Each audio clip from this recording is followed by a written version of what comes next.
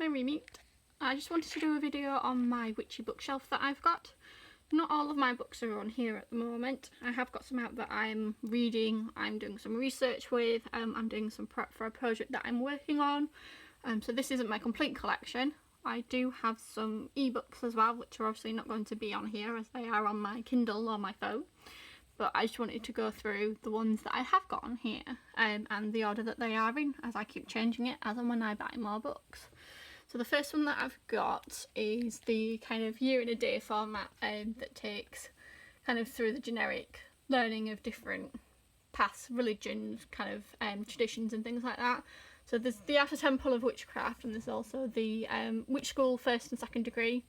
It's the Corellian tradition. I was studying for the first degree, but I didn't quite finish that.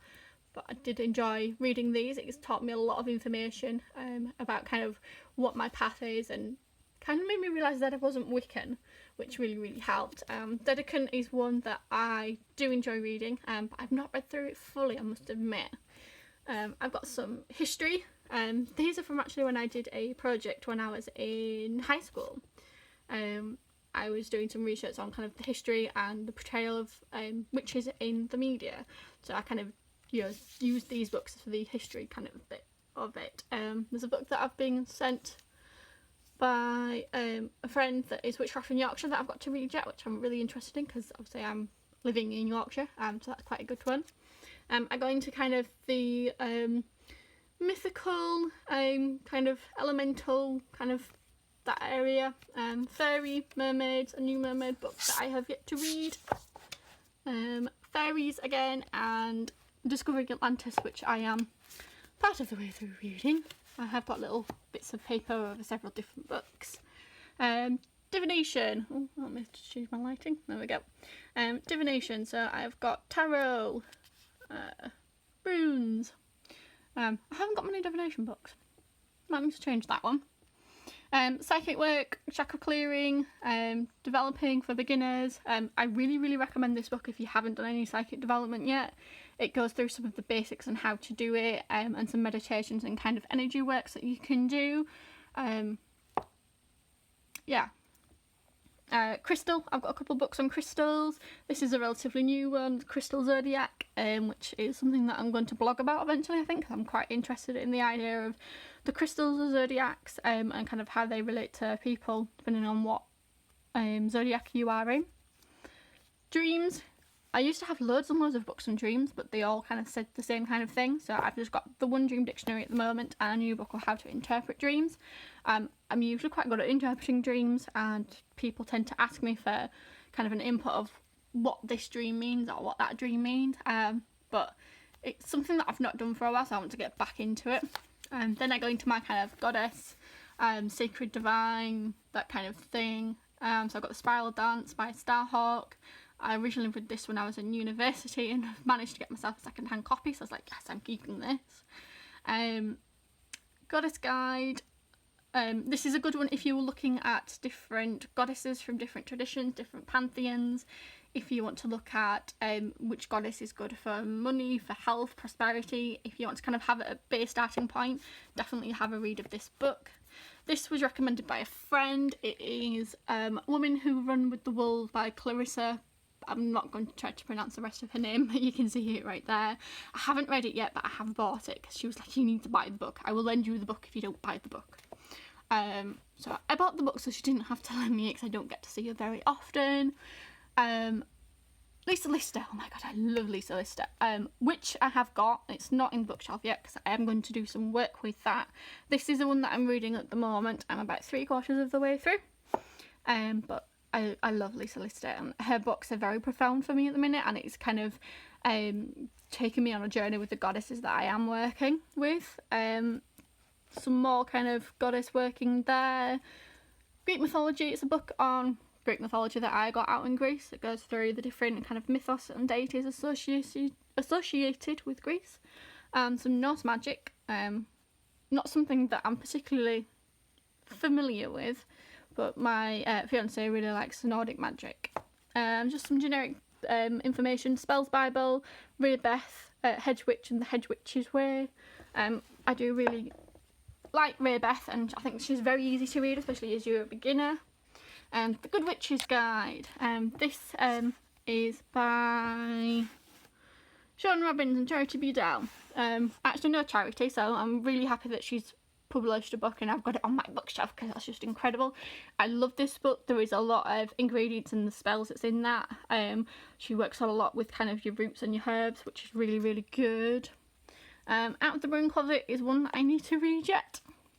It kind of tells you different stories of people coming out of the broom closets. It can kind of give you a bit of inspiration of how you can do it, and it just makes an interesting read of how people come out of the broom closet.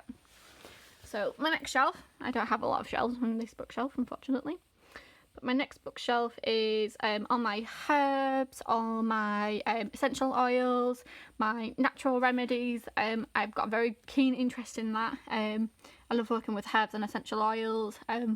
My business, I do a lot of like holistic kind of development that I'm doing at the moment for my business, which is a lot of these books end up getting read and thumbed through quite a lot, so I think these are going to be quite well used.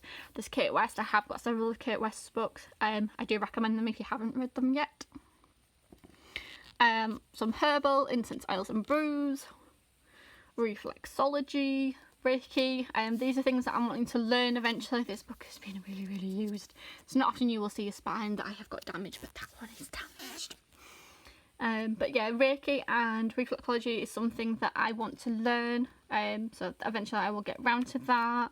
My only book on lunar kind of moon workings is Moonology by Yasmin Bolland. If you're wanting to keep a lunar journal, I would definitely recommend reading this book first because it gives you a lot of good information, and it's helped me kind of get more in touch with the lunar cycles as she waxes and she wanes, which is really good. Power Animals and Spirit Guides is next. These are both by Stephen D. Farmer. He's got these books, he's got oracle cards, and he's also got a guided meditation that will help you to meet your spirit animals or power animals, so I do recommend you look into that one, especially if you're wanting to meet them. I have got 2 spirit animals at the moment. One is not related to this, but I found my tiger through using the meditation on this, so I really, really do recommend it. The Magical Year by Daniel Forrest. I read this as the Wheel of the Year turns and just kind of get some inspiration of how you can celebrate. I know another one of my friends does that as well, and that book came highly recommended by her. Solitary Witch, Wicca Handbook, Wicca Solitary Guide.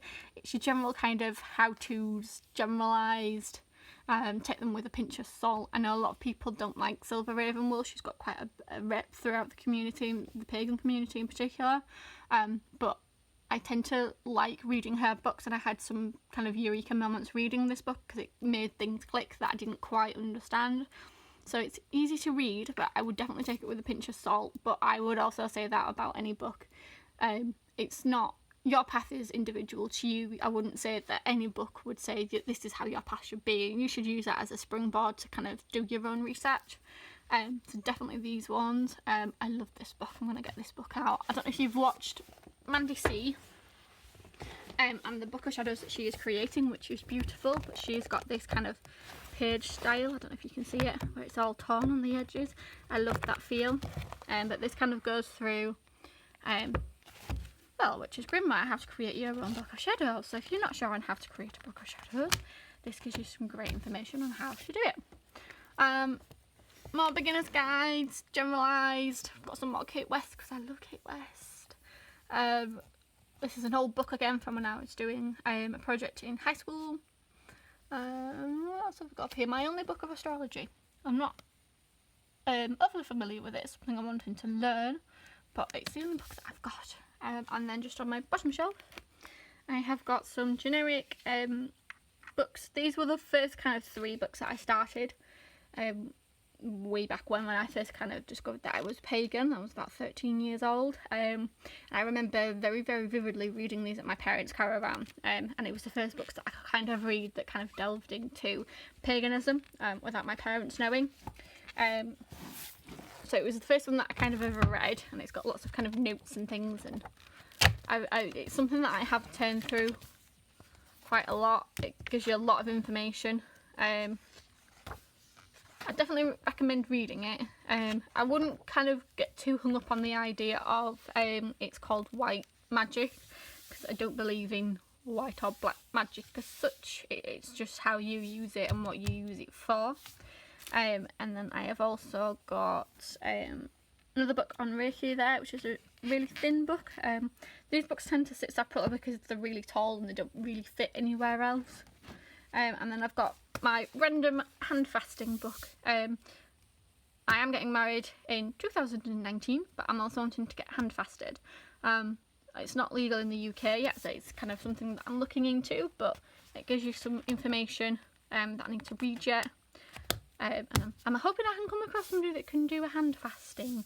It doesn't need to be a kind of a legal thing, because that's what my marriage will be for when I actually get married. But yeah, no, I want to have a hand fasting with my fiance. So yeah, that's that. So that is my Witchy Bookshelf. I've got loads of little bits of paper because I write a lot and I keep a lot. And I also crochet, so I've also got some random bits of crochet in there. But yeah, this is kind of a general overview of my bookshelf. I've got a few books. Like I said, there are more than that. I am doing a project with some lovely ladies, so not all my books are in there, and also the ones that I'm working through at the moment, or I'm reading, or just generally kind of flicking through aren't in here. But that's it. So thank you very much for watching, and until next time, bye.